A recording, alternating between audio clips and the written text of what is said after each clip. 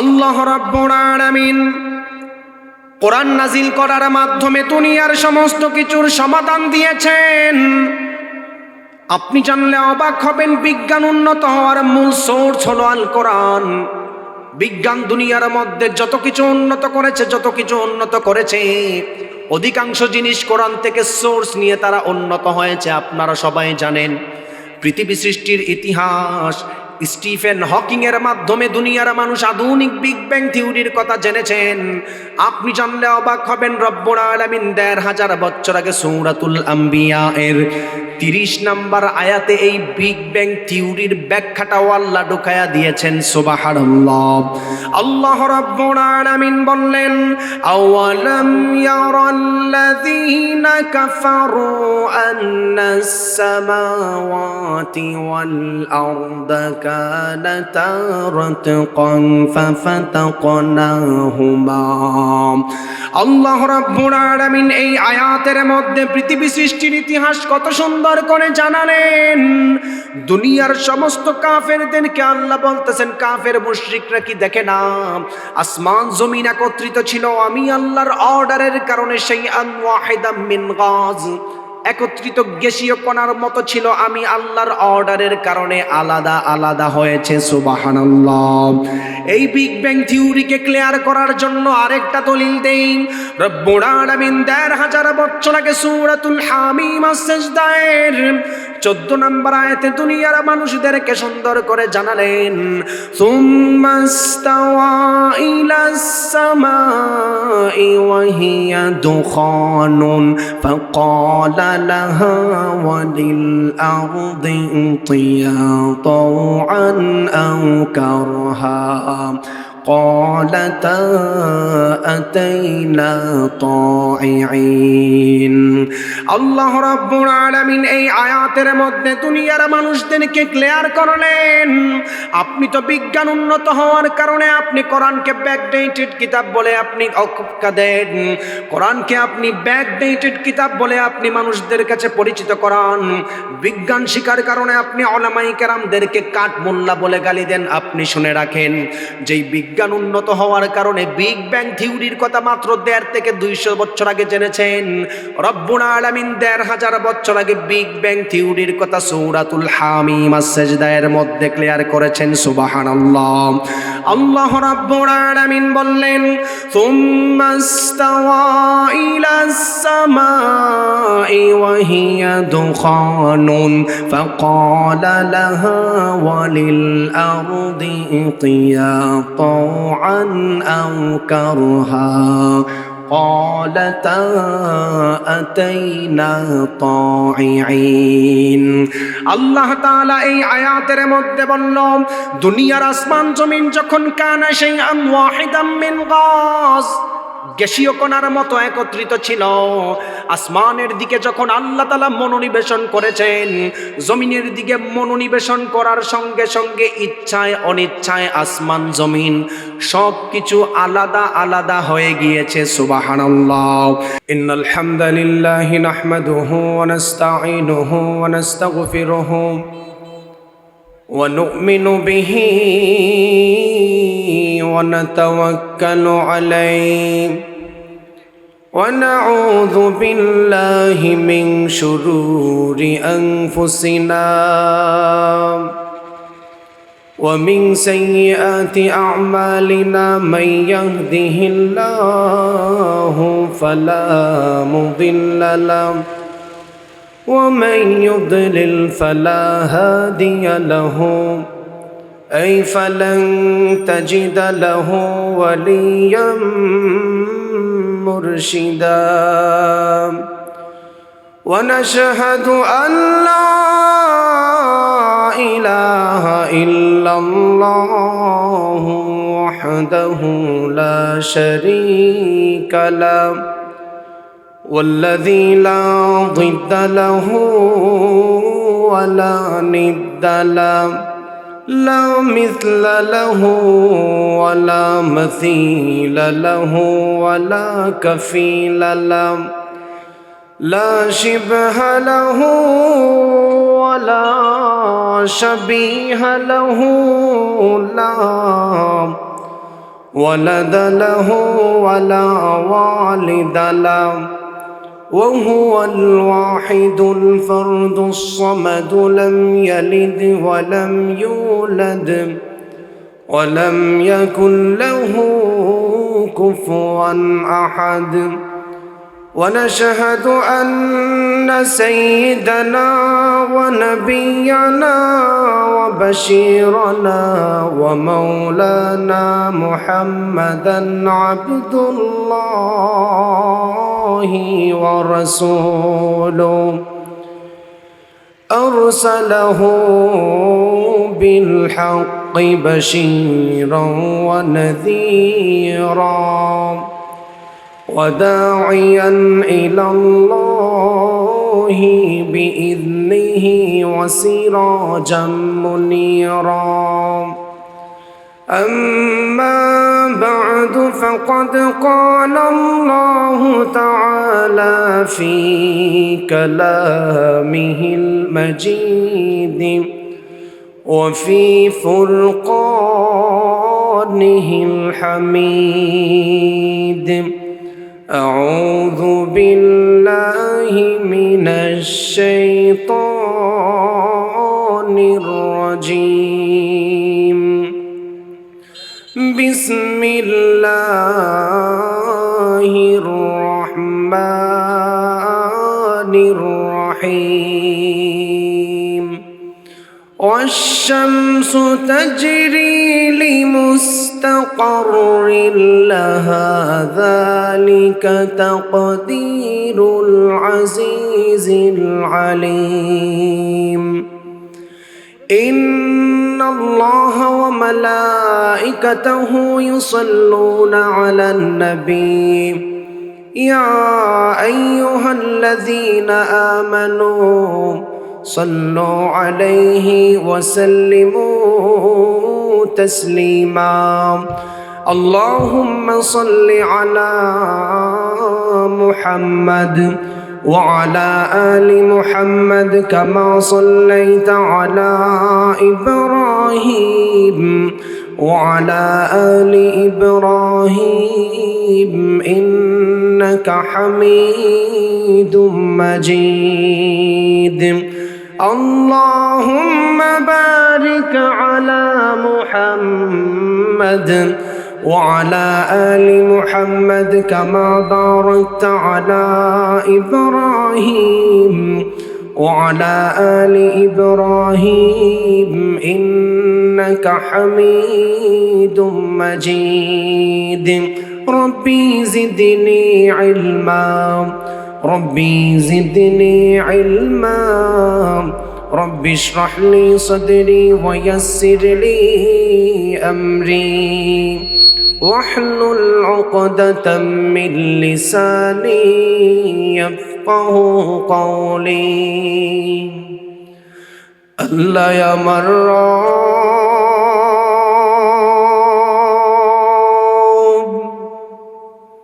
এই রবি আমার সব আল্লাহ আমার রব এই রবি আমার সব আল্লাহ আমার রব এই রবি আমার সব দমে দমে তনু মনে তারি অনুভব আল্লাহ আমার রব এই রবি আমার সব তোমার দুনিয়াতে আমি যেদিকে তাকাই অতই নিয়ামতে ডুবে আছি সবাই তোমার দুনিয়াতে আমি যেদিকে তাকাই অতই নিয়ামতে ডুবে আছি সবাই পাক পাখালির সুরে শুনি তসবিহ কলরব তসবিহ কলরব আল্লাহ আমার রব এই রবি আমার সব দমে দমে তনু মনে তারি অনুভব তোমার মদদ পেলে আমি আর না কিছু চাই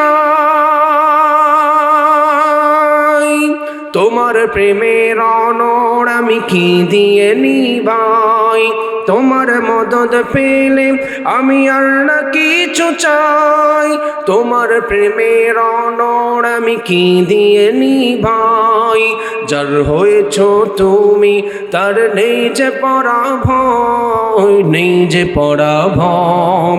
আল্লাহ আমার রব, এই রবি আমার সব, দমে দমে তনু মনে তারি অনুভব।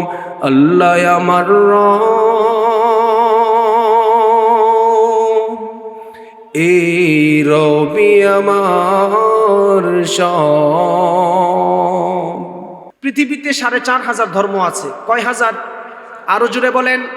4,500। 4,500 ধর্মের জন্য 4,500 ধর্ম আলাদা গ্রন্থ রয়েছে।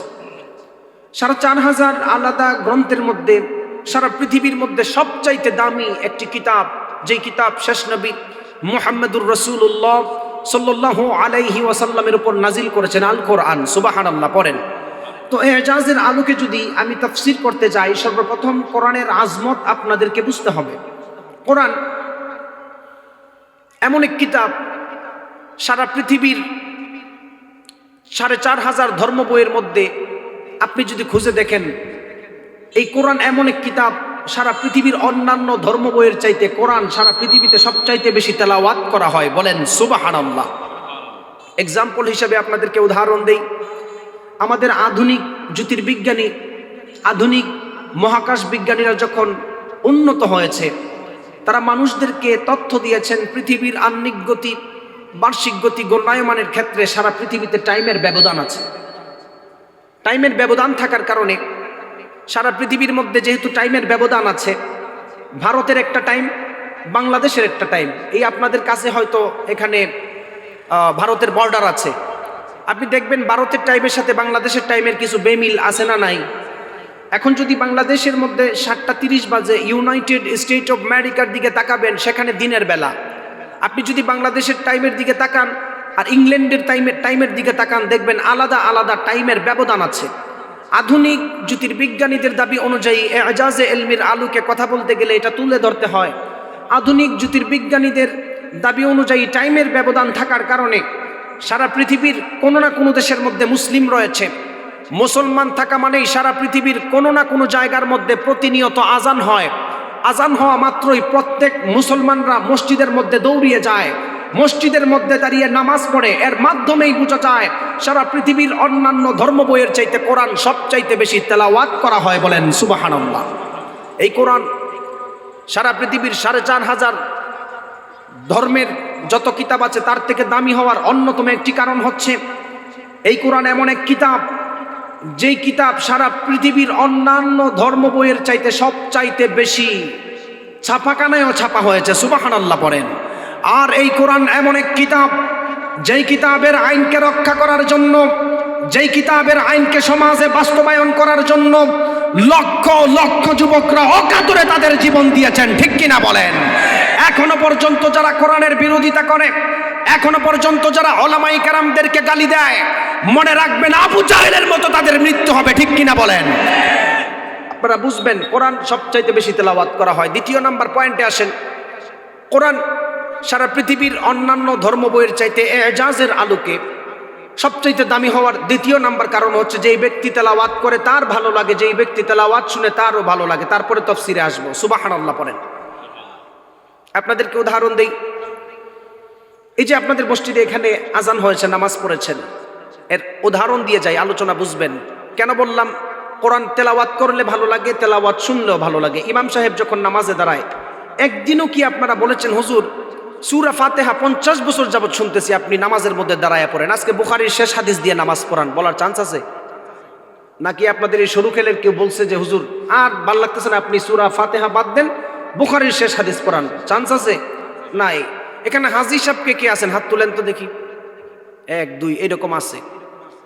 হাজী সাহেবদেরকে আপনারা জিজ্ঞেস করেন, মক্কা মদিনায় যখন ইমাম সাহেবরা নামাজ পড়ে, পিছনের মধ্যে মানুষ হাউমাউ করে কোরআন তেলাওয়াত শুনে কাঁদে, কোরআনের অ্যাট্রাকশনের কারণে। আল্লাহ রাব্বুল আলামিন কোরআন নাজিল করার মাধ্যমে দুনিয়ার মানুষদেরকে জানালেন কোরআন নাজিল করার মাধ্যমে দুনিয়ার মানুষদেরকে আল্লাহ হেদায়েতের গাইডলাইন দিয়েছেন। যেই মানুষগুলি দুনিয়ার মধ্যে চলাফেরা করা অবস্থায় কোরআনকে মানবে, কোরআনকে জানবে, ওই মানুষদেরকে রব্বুল আলামিন জান্নাতের রাস্তা ঢুকায়া দিবেন, জান্নাতের রাস্তায় চালিত করবেন। সুবহানাল্লাহ।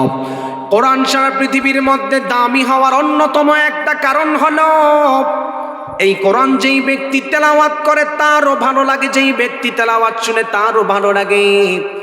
আপনি জানলে অবাক হবেন, বিশ্বনবী সাল্লাল্লাহু আলাইহি ওয়াসাল্লাম বুখারীর বর্ণনায় সাহাবায়ে কেরাম জানান, মান ক্বারাআ হারফাম মিন কিতাবিল্লাহি ফালাহু হাসানা ওয়াল হাসানাতু বিআশরি আমসালিহা। ও সাহাবায়ে কেরাম, আমার উম্মতের মধ্যে যেই সমস্ত উম্মত কোরআন তেলাওয়াত করে প্রতি অক্ষরে অক্ষরে আল্লাহ 10টা করে নেকি তার আমল নামায় লিখে দেয়। সুবহানাল্লাহ।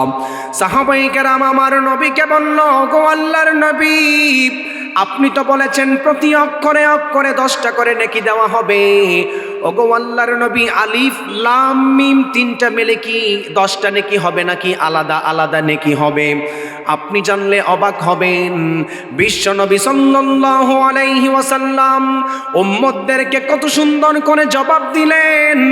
উম্মতের মধ্যে কোনো উম্মত যদি শুধু আলিফ শব্দ উচ্চারণ করে আল্লাহ তাআলা 10টা আলাদা নেকি আমল নামার মধ্যে দিবে। লাম উচ্চারণ করলে আলাদা 10টা নেকি দিবে।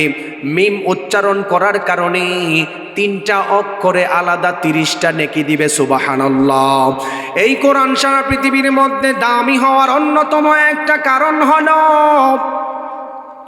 বিশ্বনবী সাল্লাল্লাহু আলাইহি ওয়াসাল্লাম জানালেন, ইকরাউল কুরআন ফাইন্নাহু ইয়াতি ইয়াউমাল কিয়ামাতি শাফিআন লিআসহাবিহি। ও সাহাবায়ে কেরাম, যেই সমস্ত মানুষ দুনিয়ার মধ্যে কোরআনকে মানে, কোরআনকে পড়ে, কোরআনকে ভালোবাসে, কোরআন দিয়ে নিজের জিন্দেগিকে চালিত করে, ওই মানুষটা যখন মারা যাবে, লেভেল প্লেইং ফিল্ড যখন হাসরের ময়দান কায়েম হয়ে যাবে, কোরআন বান্দার জন্য আল্লাহর কাছে সুপারিশ করবেন। সুবহানাল্লাহ।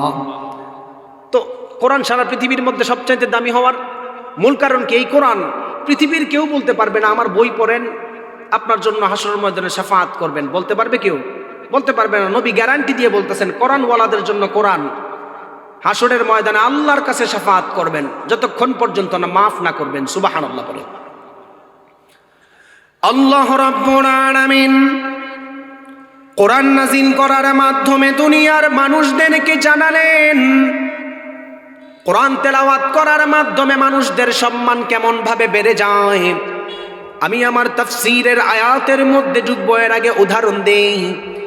বিশ্বনবী সাল্লাল্লাহু আলাইহি ওয়াসাল্লাম তিরমিজির বর্ণনায় সাহাবায়ে কেরামদেরকে জানালেন, ইন্না লিল্লাহি আহলিনা মিনান নাস। সাহাবায়ে কেরাম, দুনিয়ার মধ্যে আল্লাহর পরিবার আছে। সাহাবায়ে কেরাম আমার নবীকে বলল, গো আল্লাহর নবী, আল্লাহর পরিবার বলতে আপনি কি বুঝালেন? আল্লাহর তো কোনো সন্তান নাই, আল্লাহর তো কোনো পরিবার নাই, কাদেরকে আপনি আল্লাহর পরিবার হিসাবে আপনি বললেন? আমার নবী বলল, আমার উম্মতের মধ্যে যেই সমস্ত মানুষ কোরআনকে ভালোবাসে, কোরআনকে জানে, ওই মানুষরাই দুনিয়ার মধ্যে আল্লাহর পরিবার হয়ে যায়। সুবহানাল্লাহ। এই কোরআন সারা পৃথিবীর মধ্যে দামি হওয়ার অন্যতম আরেকটা কারণ হলো আপনি কোরআন তেলাওয়াত করবেন, আপনার মর্যাদা দুনিয়াতেও বাড়বে। আপনি কোরআন তেলাওয়াত করবেন, আপনার দুনিয়ার মধ্যে মর্যাদা বাড়বে। যখন মারা যাবেন, জান্নাতের মধ্যেও তেলাওয়াত করতে করতে মানুষদের জান্নাতের র্যাঙ্ক বাড়তে থাকে। সুবহানাল্লাহ। এবার আসেন মূল আয়াতের দিকে যাই। এবার আসেন আমার তাফসীরের আয়াতের দিকে যাই। কোরআন 4500 ধর্ম বইয়ের চাইতে সবচাইতে দামি হওয়ার অন্যতম একটি কারণ হচ্ছে এই যে তাফসীরে ইলমি, এজাজে ইলমিয়ের আলোকে কথা বলতে গেলে সবচাইতে দামি হওয়ার অন্যতম কারণ হচ্ছে এই কোরআনের সঙ্গে আধুনিক বিজ্ঞানের কোনো দ্বন্দ্ব নেই। বরং বিজ্ঞান যত উন্নত আর বিকশিত হচ্ছে, বিজ্ঞান কোরআনের কাছে ভিক্ষার থলি নিয়ে দাঁড়িয়ে যাচ্ছে। সুবহানাল্লাহ বলেন। এক্সাম্পল হিসাবে আপনাদেরকে একটু উদাহরণ দিই। আমাদের দুনিয়ার আসমান, জমিন, গ্রহ, নক্ষত্র, নেহারিকা পুঞ্জ কিভাবে তৈরি হলো? আমাদের দুনিয়ার, আপনাদের সিলেটের মানুষ, শিক্ষিত মানুষ, তারা দাবি করবে যে হুজুর, পৃথিবী সৃষ্টির ইতিহাস আমরা বিগ ব্যাং থিওরির মাধ্যমে স্টিফেন হকিং থেকে আমরা শুনেছি, এর আগে শুনি নাই। এটা শিক্ষিত মানুষের দাবি, বিজ্ঞানের দাবি। আপনি জানলে অবাক হবেন, পৃথিবী সৃষ্টির ইতিহাস আপনি যেই বিগ ব্যাং থিওরি নিয়ে বড়াই করেন, ওলামায়ে কেরামদেরকে গালি দেন, কোরআনকে গালি দেন, রব্বুল আলামিন ১৫০০ বছর আগে পৃথিবী সৃষ্টির ইতিহাস কোরআনে ঢুকায়া দিয়েছেন। সুবহানাল্লাহ পড়েন। আল্লাহ রাব্বুল আলামিন কোরআন নাজিল করার মাধ্যমে দুনিয়ার সমস্ত কিছুর সমাধান দিয়েছেন। আপনি জানলে অবাক হবেন, বিজ্ঞান উন্নত হওয়ার মূল সোর্স হলো আল কোরআন।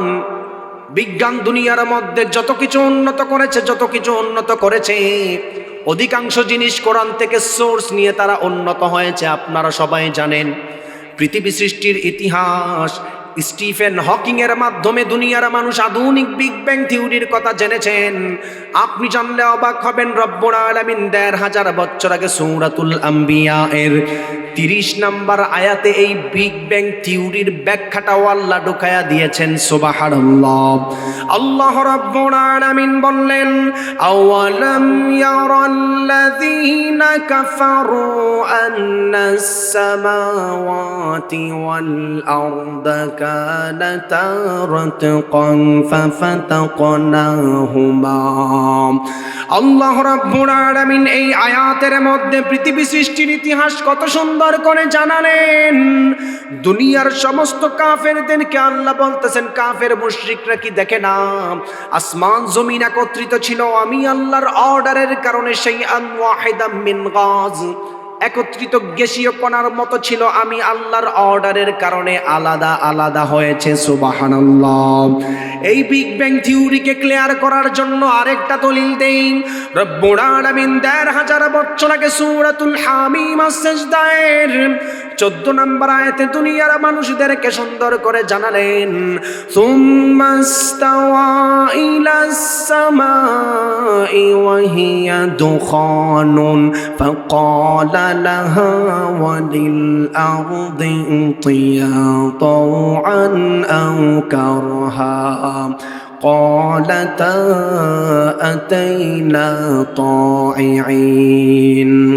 আল্লাহ রাব্বুল আলামিন এই আয়াতের মধ্যে দুনিয়ার মানুষদেরকে ক্লিয়ার করলেন, আপনি তো বিজ্ঞান উন্নত হওয়ার কারণে আপনি কোরআনকে ব্যাকডেটেড কিতাব বলে আপনি অকুপকা দেন, কোরআনকে আপনি ব্যাকডেটেড কিতাব বলে আপনি মানুষদের কাছে পরিচিত করান, বিজ্ঞান শিকার কারণে আপনি ওলামায়ে কেরামদেরকে কাঠ মোল্লা বলে গালি দেন। আপনি শুনে রাখেন, যেই বিজ্ঞান উন্নত হওয়ার কারণে বিগ ব্যাং থিওরির কথা মাত্র ১৫০ থেকে ২০০ বছর আগে জেনেছেন, রব্বুল আলামিন ১৫০০ বছর আগে বিগ ব্যাং থিওরির কথা সূরাতুল হামিম আস-সাজদায়ের মধ্যে ক্লিয়ার করেছেন। সুবহানাল্লাহ। আল্লাহ রাব্বুল আলামিন বললেন, সুম্মাস্তাওয়া ইলাস সামাই ওয়া হিয়া দুখানুন ফাকালা লাহা ওয়া লিল আরদি ইতিয়া طوعا أو كرها قالتا أتينا طائعين। আল্লাহ তাআলা এই আয়াতের মধ্যে বলল, দুনিয়ার আসমান জমিন যখন কানা শাইআন ওয়াহিদাম মিন গাজ, গ্যাসীয় কণার মতো একত্রিত ছিল, আসমানের দিকে যখন আল্লাহ তাআলা মনোনিবেশন করেছেন, জমিনের দিকে মনোনিবেশন করার সঙ্গে সঙ্গে ইচ্ছায় অনিচ্ছায় আসমান জমিন সব কিছু আলাদা আলাদা হয়ে গিয়েছে। সুবহানাল্লাহ। এই কোরআন সারা পৃথিবীর মধ্যে দামি হওয়ার অন্যতম একটা কারণ হলো আধুনিক স্যাটেলাইটের সঙ্গে কোরআনের কোনো দ্বন্দ্ব নাই, আধুনিক বিজ্ঞানের সঙ্গে নবীর হাদিসের কোনো দ্বন্দ্ব নাই। অন্যতম আরেকটা উদাহরণ দেই। এবার আসেন আমার তাফসীরের আয়াতের দিকে ফিরে যায়, আপনারা বুঝতে পারবেন আমাকে এই বিষয়টা কেন দেওয়া হলো। আমাদের দুনিয়ার সায়েন্টিস্ট বিজ্ঞানীদের মধ্যে এখনো পর্যন্ত ঠেলাঠেলি আছে, সূর্য ঘুরে নাকি পৃথিবী ঘুরে, এই সমাধান এখনো পর্যন্ত দুনিয়ার কোনো বিজ্ঞানী দিতে পারে নাই। আপনি জানলে অবাক হবেন, রব্বুল আলামিন কোরআনুল কারীমের বিজ্ঞানময় সূরা সূরাতুল ইয়াসিনের মধ্যে দুনিয়ার মানুষরা যে সূর্য ঘুরে নাকি পৃথিবী ঘুরে সমাধান দিতে পারে নাই। আমার তাফসীরের মূল আয়াতের ব্যাখ্যায় আপনি আসলেন, এজাজের আলোকে শুনে নেন। আপনি জানলে অবাক হবেন, যেই বিজ্ঞান আপনাকে সমাধান দিতে পারে নাই, রব্বুল আলামিন ১৫০০ বছর বছর আগে কোরআনুল কারীমের বিজ্ঞানময় সূরা সূরাতুল ইয়াসিনের মধ্যে এই সূর্য ঘোরে নাকি পৃথিবী ঘুরে এর সমাধানও আল্লাহ ঢুকাইয়া দিয়েছেন। সুবহানাল্লাহ। আল্লাহ রাব্বুল আলামিন বললেন, ওয়াশ-শামসু তাজরি লিমুস্তাকাররিন লাহা যালিকা তাকদীরুল আজিজিল আলিম ওয়াল কমারা قدرناه منازل حتى عاد كالعرجون القديم لا الشمس ينبغي لها أن تدرك القمر ولا الليل سابق النهار وكل في فلك يسبحون। আল্লাহ রাব্বুল আলামিন এই আয়াতের মধ্যে দুনিয়ার মানুষদেরকে জানালেন আল্লাহ তাআলা চন্দ্রকে চলার জন্য আল্লাহ আলাদা রাস্তা দিয়েছেন, সূর্যকে চলার জন্য আল্লাহ আলাদা রাস্তা দিয়েছেন। সূর্য কখনো চন্দ্রের সঙ্গে সংঘর্ষিত হতে পারে না, চন্দ্র কখনো সূর্যের রাস্তায় চলাফেরা করতে পারে না। দিন যেমন রাতের উপর কায়েম হতে পারে না, রাত তেমন ভাবে দিনের উপর কায়েম হতে পারে না। রব্বুল আলামিন এই আয়াতের শেষ অংশের মধ্যে জানালেন, আপনি তো মিয়া সূর্য ঘোরে নাকি পৃথিবী ঘুরে এই নিয়ে ঠেলাঠেলি করেন। রব্বুল আলামিন ১,৫০০ বছর আগে এই বিজ্ঞানময় সূরার মধ্যে বললেন, ওয়া কুল্লুম ফি ফালাকি ইয়াসবাহুন, সমস্ত কিছু তার আপন আপন গতিপথে চলাফেরা করে। সুবহানাল্লাহ। ওয়াশ-শামসু তাজরি লিমুস্তাকাররিন লাহা যালিকা তাকদীরুল আজিজিল আলিম ওয়াল القمر قدرناه منازل حتى عاد كالعرجون القديم لا الشمس ينبغي لها أن تدرك القمر ولا الليل سابق النهار وكل في فلك يسبحون। সূর্য ঘুরে নাকি পৃথিবী ঘুরে আপনাদের সামনে আমি কোরআন থেকে প্রমাণ দিলাম, বিশ্বনবী সাল্লাল্লাহু আলাইহি ওয়াসাল্লামের হাদিস থেকে প্রমাণ নেই। আমি কেন বললাম আধুনিক বিজ্ঞানের সঙ্গে কোরআনের আয়াতের কোনো দ্বন্দ্ব নেই? কেন বললাম আপনাকে বিশ্বনবী সাল্লাল্লাহু আলাইহি ওয়াসাল্লামের হাদিসের সঙ্গে আধুনিক বিজ্ঞানের কোনো দ্বন্দ্ব নেই? আপনাদেরকে আমি প্রমাণ দিলাম সূর্য ঘুরে নাকি পৃথিবী ঘুরে, এর প্রমাণ দিলাম ওয়া কুল্লুম ফি ফালাকি ইয়াসবাহুন। এবার আসেন আল্লাহর নবী বিশ্বনবী সাহাবায়ে কেরামদেরকে একদিন জড়ো করলেন। আবু যর রাদিয়াল্লাহু তাআলা আনহুকে প্রশ্ন করলেন, ও আবু যর, সূর্য প্রত্যেক দিন পূর্ব দিক থেকে ঘুরে গিয়ে পশ্চিম দিকে কোথায় যায়? আপনি জানলে অবাক হবেন। আবু যর রাদিয়াল্লাহু তাআলা আনহু আমার নবীকে বলল, গো আল্লাহর নবী, সূর্য প্রত্যেক দিন পূর্ব দিক থেকে ঘুরে গিয়ে কোথায় যায় আমি জানি না, আপনি এবং আপনার রব ভালো জানেন, আপনি জানলে অবাক হবেন।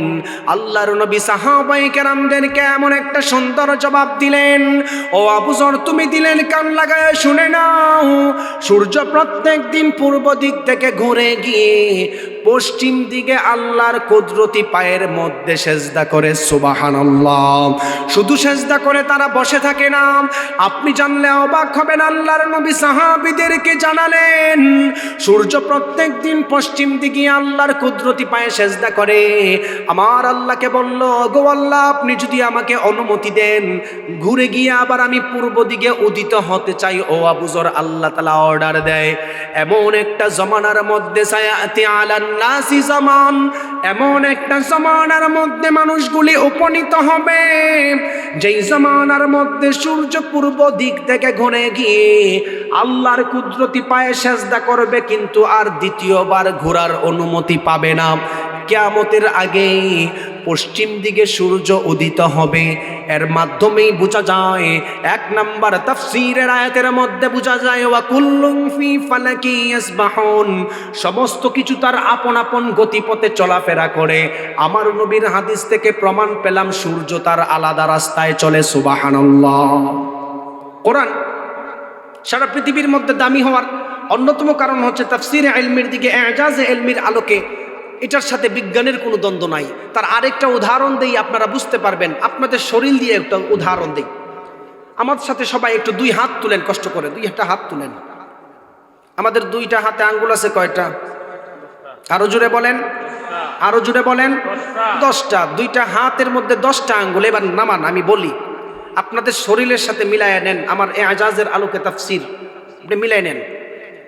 এই 2 হাতে যে আঙ্গুল আছে, আপনি জানলে অবাক হবেন, বিজ্ঞানের দাবি অনুযায়ী 1856 সালের আগে মানুষ তাদের হাতে যে একটা হাতের ছাপ, ফিঙ্গারপ্রিন্ট আছে, বিজ্ঞানের দাবি অনুযায়ী জানতো না। আপনাদের এই সরুখেল এলাকার মধ্যে যদি কেউ 10 শতক জায়গা ক্রয় করে, দেখবেন সেখানে সিগনেচারও নেয়, সাথে সাথে হাতের ছাপ নেয় কি নেয় না? আরো জোরে বলেন, নেয়।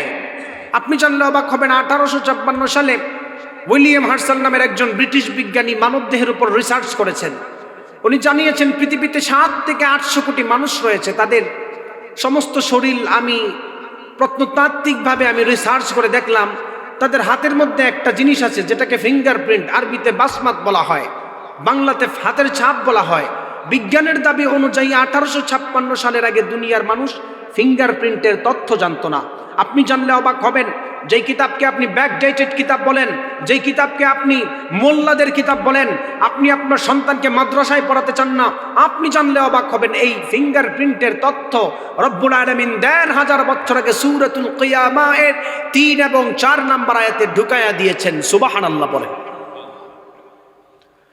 আল্লাহ রাব্বুল আলামিন কোরআন নাজিল করার মাধ্যমে দুনিয়ার মানুষদেরকে জানালেন, আমি আল্লাহ কোরআন নাজিল করার মাধ্যমে সমস্ত কিছুর সমাধান দিয়েছি।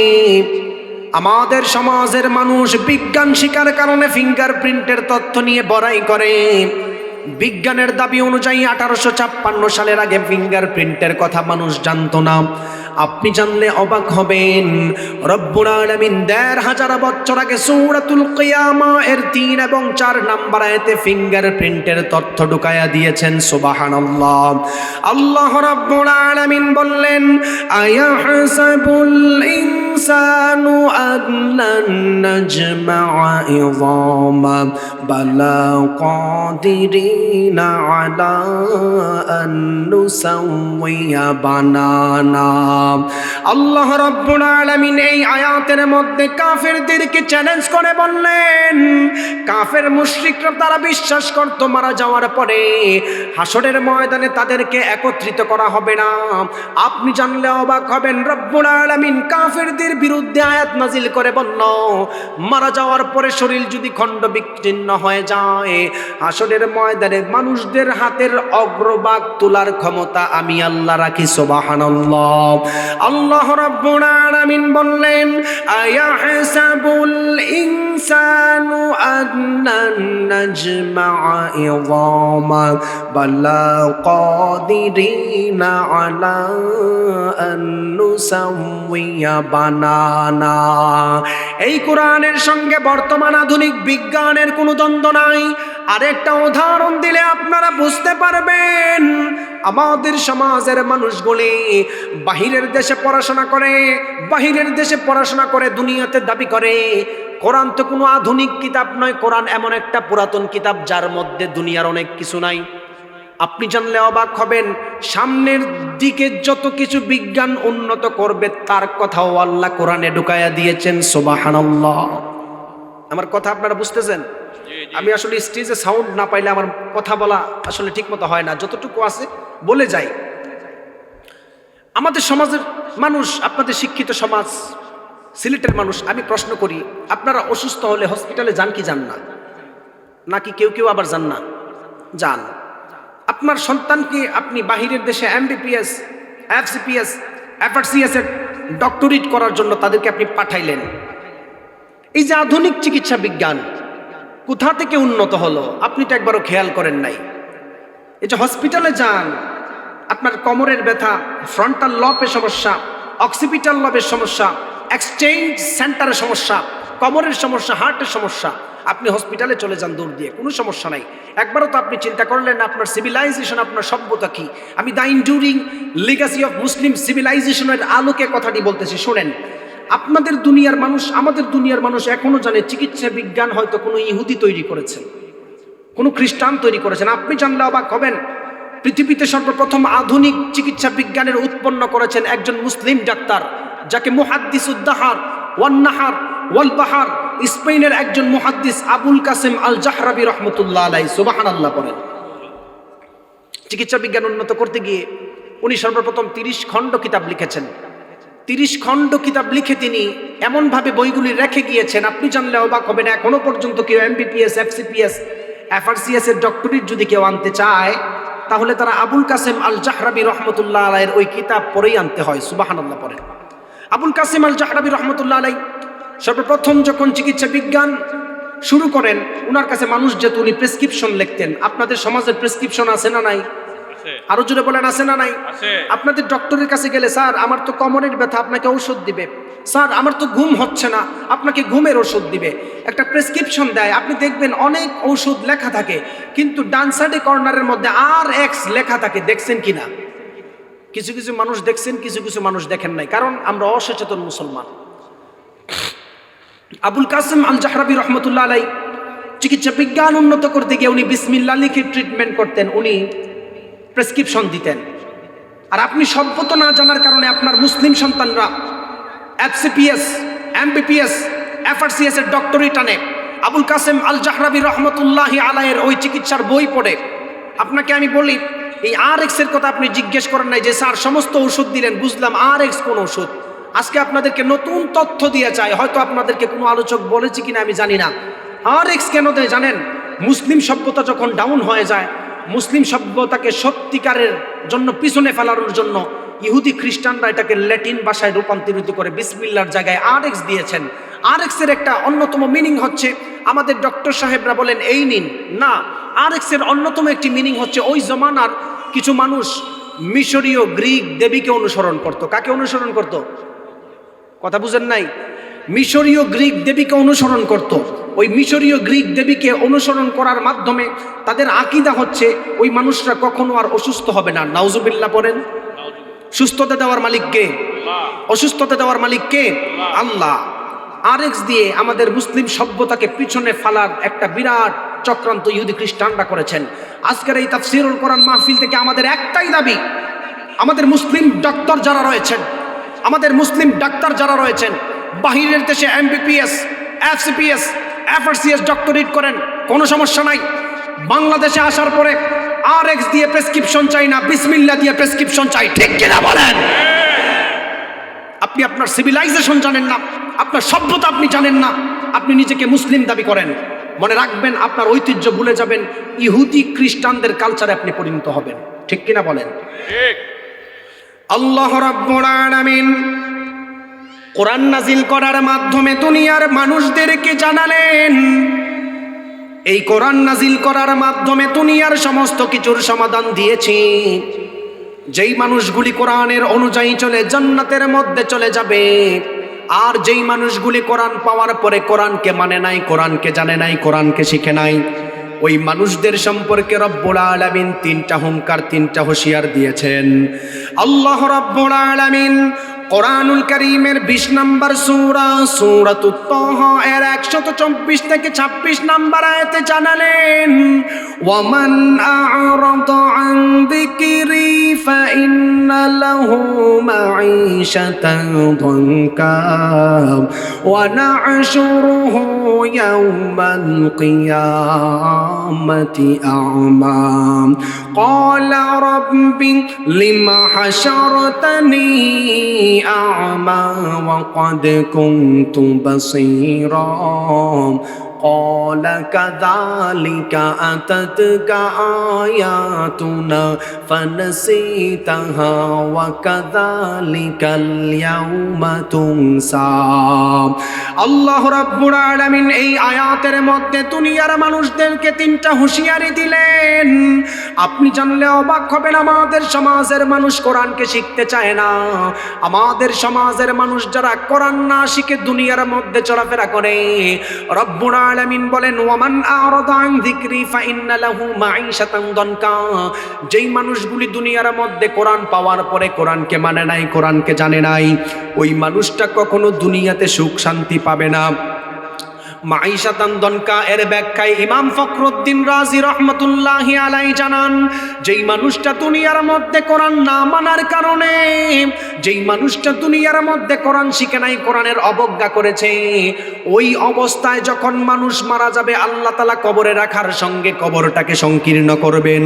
তৃতীয় নাম্বার শাস্তি সম্পর্কে রব্বুল আলামিন সূরাতুত তাহা এর মধ্যে জানালেন ওয়া নাহশুরুহু ইয়াউমাল কিয়ামতি আ'মা। ওই মানুষটাকে আল্লাহ হাসরের ময়দানে অন্ধ অবস্থায় হাজির করবেন। সেই মানুষরা যখন হাসরের ময়দানে অন্ধ অবস্থায় হাজির হয়ে যাবে, অন্ধ অবস্থায় হাজির হয়ে আমার আল্লাহকে প্রশ্ন করবেন, ওগো আল্লাহ, দুনিয়ার মধ্যে আমার চোখ ছিল, কেন আপনি আমাকে অন্ধ অবস্থায় তুললেন? দুনিয়ার মধ্যে তো আমার চোখ থাকার কারণে দেখে দেখে রাস্তার মধ্যে চলাফেরা করেছি, কেন আপনি আমাকে অন্ধ অবস্থায় তুললেন? রব্বুল আলামিন তাদের ব্যাপারে কোরআনুল কারীমের সূরাতুত তাহা এর মধ্যে জানালেন ক্বালা রাব্বি লিমা হাশারতানি আ'মা ওয়া ক্বাদ কুনতু বাসীরা। সেই মানুষগুলি বলবেন, কেন আমাকে অন্ধ অবস্থায় তুললেন? রব্বুল আলামিন তাদের জবাবে 126 নম্বর আয়াতে জানালেন ক্বালা কাযালিকা আতাতকা আয়াতুনা ফানাসিতাহা ওয়া কাযালিকাল ইয়াউমা তুনসা। দুনিয়ার মধ্যে উলামায়ে কেরাম নবী রাসূলদের মাধ্যমে তোমাদের কাছে কোরআন পৌঁছিয়েছিল, দুনিয়ার মধ্যে কোরআন না মানার কারণে, না জানার কারণে হাসরের ময়দানে অন্ধ অবস্থায় তুলেছেন। আপনি তাকায়া দেখবেন আমাদের সমাজের মধ্যে কিছু মানুষ রয়েছে যারা কোরআনের কথা বলে, আমাদের সমাজের মধ্যে কিছু মানুষ রয়েছে যারা কোরআনের দাওয়াত দেয়, কোরআনের পক্ষে কথা বলার জন্য তাদেরকে জঙ্গি বলে অত্যাচার করে জেলের মধ্যে ঢুকায়া অত্যাচার করে, এমন আছে না নাই?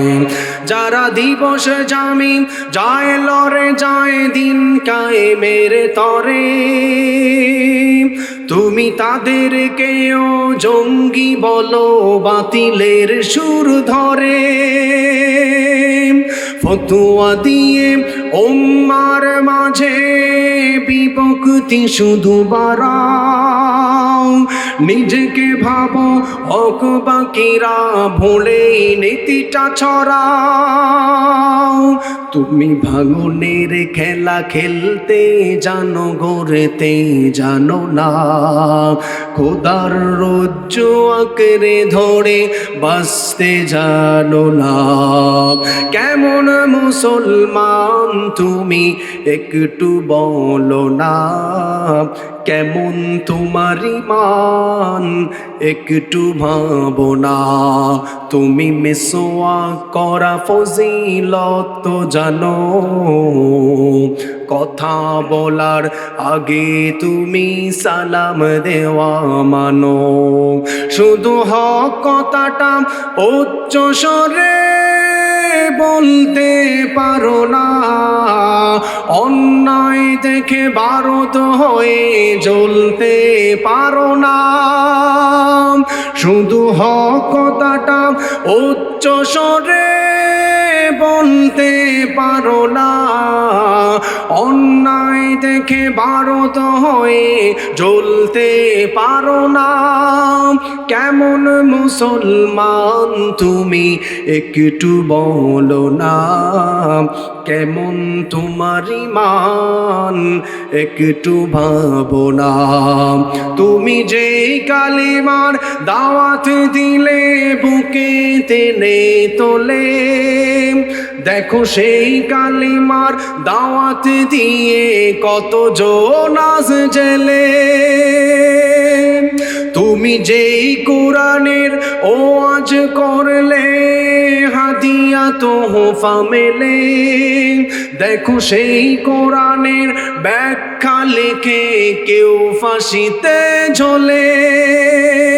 তুমি দুনিয়ার মোহে জীবনের মায়া ছাড়তে পারো না, প্রভুর রাহে প্রাণ বিলিয়ে দিতে জানো না।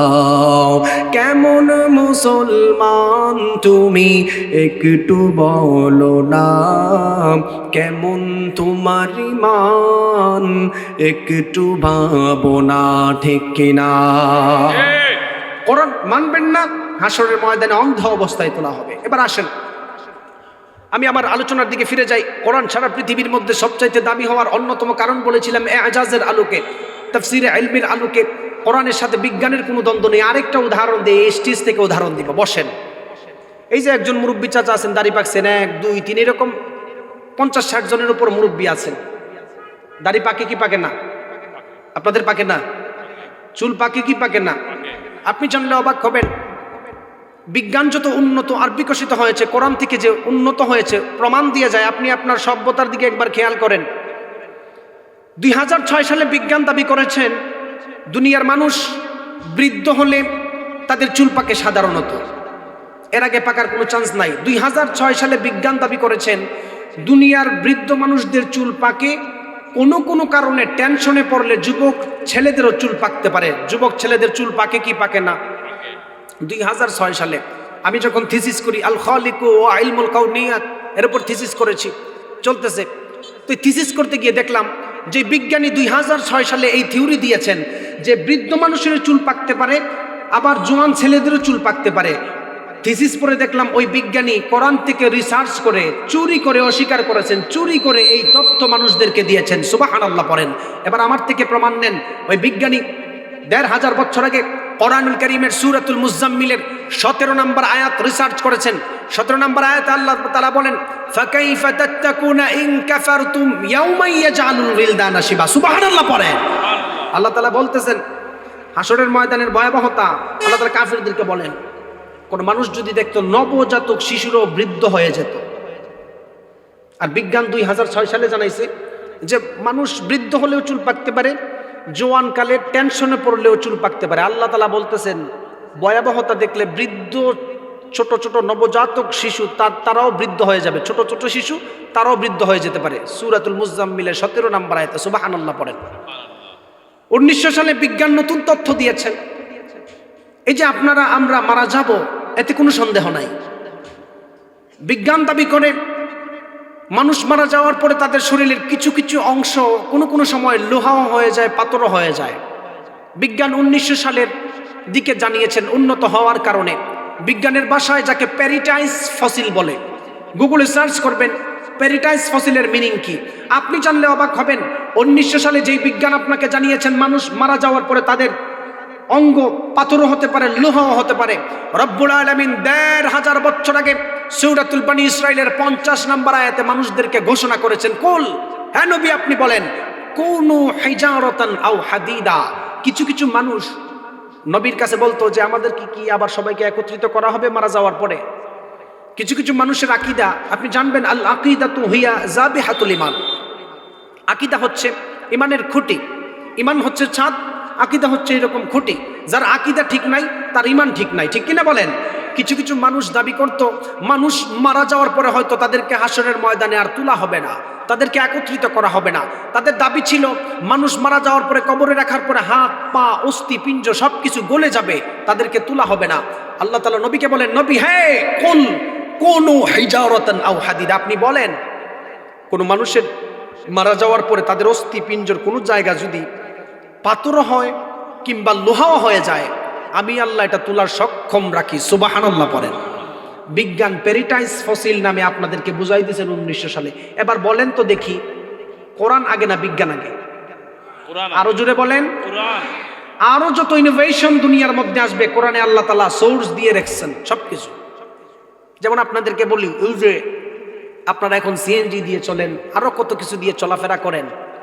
আল্লাহ তাআলা বলতেছেন ওয়াল খাইলা ওয়াল বিগালা ওয়াল হামিরা লিতারকাবুহা ওয়া জিনা ওয়া ইয়াখলুকু মা লা তা'লামুন।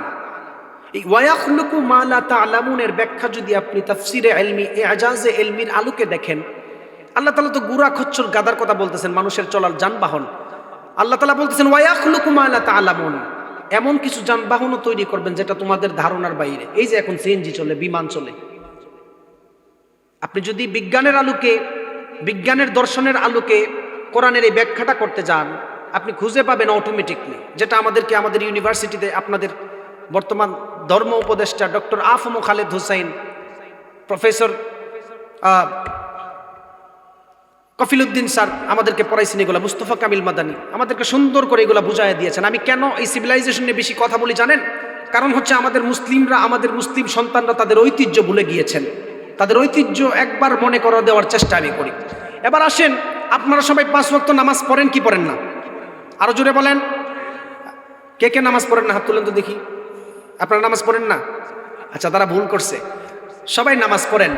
আপনি জানলে অবাক হবেন, আপনি যে 5 ওয়াক্ত নামাজ পড়েন, এই নামাজ নিয়ে ইহুদি খ্রিস্টান কি পরিমাণ চক্রান্ত করে আপনি জানলে অবাক হবেন।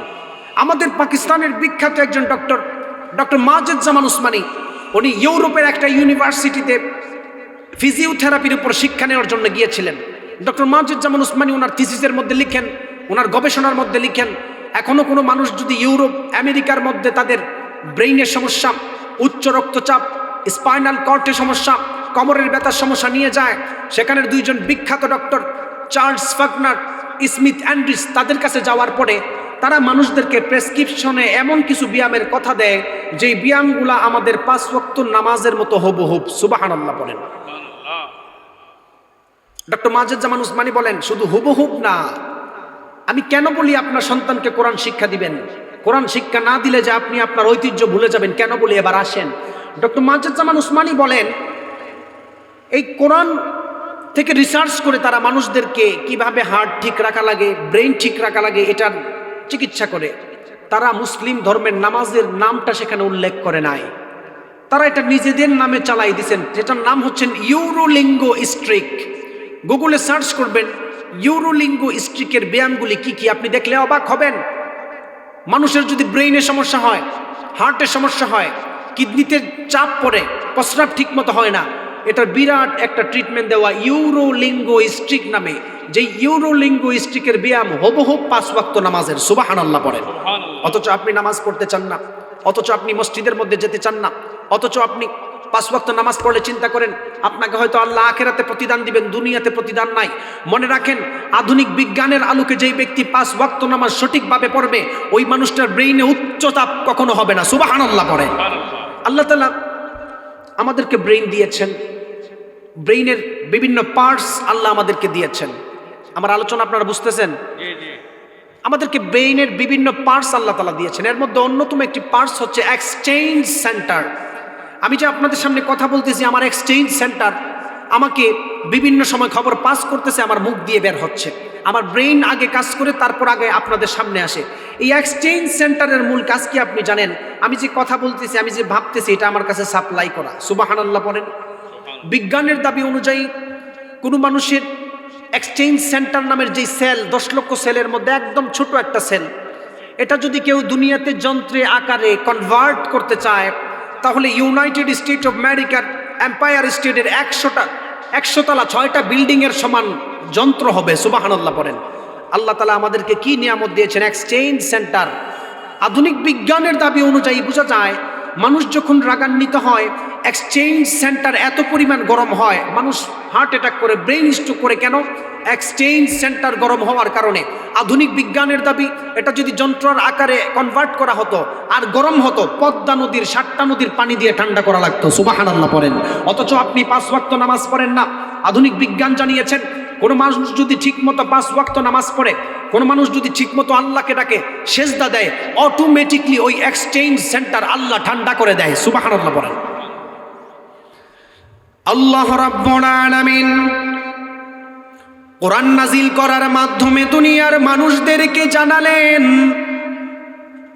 কোরআন আল্লাহ নাজিল করার মাধ্যমে চ্যালেঞ্জ করে বলেছেন কোরআনের মধ্যে কোনো ভুল ধরা যাবে না। আমাদের সমাজের মানুষ বই লিখলে দেখবেন সেই বইয়ের মধ্যে ভুল হলে পাশের পৃষ্ঠার মধ্যে লিখে দেয় ভুল হলে অমুক নাম্বারে আপনি আমাদেরকে জানায়া দিবেন। অথচ আল্লাহ তাআলা কোরআন নাজিল করার পরে চ্যালেঞ্জ করে বলেছেন কোরআনের মধ্যে কোনো ভুল নাই। কোরআনের মধ্যে কেউ ভুল ধরতে পারবে না, একটা অক্ষরের মধ্যেও কেউ ভুল ধরতে পারবে না। সুবহানাল্লাহ। এই কোরআন সারা পৃথিবীর মধ্যে এজাজের আলোকে সবচাইতে দামি হওয়ার অন্যতম কারণ হলো কোরআনের তথ্য নিয়ে যদি আপনি রিসার্চ করেন আপনি আপনার রবকে খুঁজে পাবেন। আপনি আপনার নিজের শরীর নিয়ে রিসার্চ করে দেখেন আপনি আপনার রবকে খুঁজে পাবেন। আপনি আপনার রবের সৃষ্টি জগৎ নিয়ে আপনি চিন্তা করেন আপনি আপনার রবকে খুঁজে পাবেন খুব সহজেই। আপনাদেরকে উদাহরণ দেই, আমাদের জমানার বিজ্ঞানীরা পর্যন্ত কোরআনের আয়াত রিসার্চ করে ইহুদির থেকে মুসলমান হয়ে গিয়েছেন, খ্রিস্টান থেকেও মুসলিম হয়েছেন, এমন উদাহরণের অভাব নাই। সুবহানাল্লাহ। এই যে আপনাদেরকে একটা উদাহরণ দিই, ফেরাউন মারা যাওয়ার পরে 3116 বছর পর ফেরাউনকে পাইছে। কয় হাজার বছর পরে? 3116 বছর পর ফেরাউনের লাশ দুনিয়াতে পাইছে। কোরআনুল কারীমের 114টা সূরার মধ্যে আল্লাহ রাব্বুল আলামিন ফেরাউনের কথা 44 সূরার মধ্যে আনছেন। এর মানে মনে হয় ফেরাউন আল্লাহর ওলি নাকি? ফেরাউন ভালো মানুষ ছিল?